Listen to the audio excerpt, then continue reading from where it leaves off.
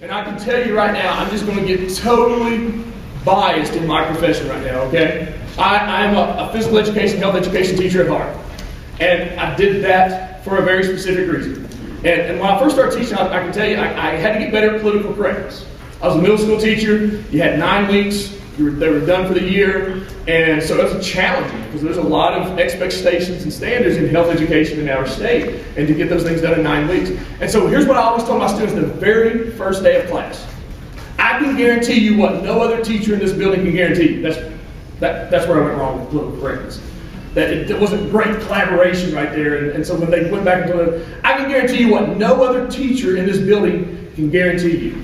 That no matter who you are, no matter what you do, no matter where you go in life, the things we talk about in the next 8 weeks, you'll use every day in your life. And then that was a challenge. And that was a challenge to the math teachers, to the social studies teachers. And I'm not taking anything away from those content areas.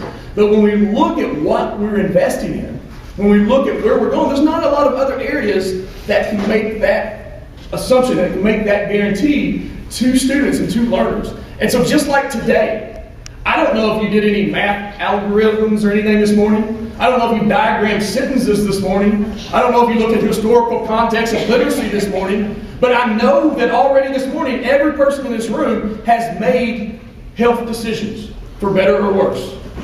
And when we look at our society, we look at our roles, we see what's happening in our society. And we look at what's happening in schools.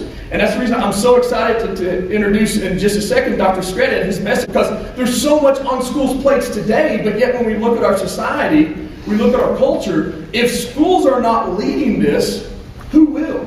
If schools are not sending that message, if we're not investing, who will lead that message? And so David challenged the group last night and talked about things that have changed in our culture, in our society. We talked about societal norms and schools being the leader in those societal norms. We talked about how education has transformed the way we deal with students with disability and the population of people with disabilities. And it was schools that led those reforms. And when we look at racial issues, it's schools that have been in the forefront of those things. And now as we look at our nation, do you know the U.S. Army right now has issued a report talking about national security issue over what?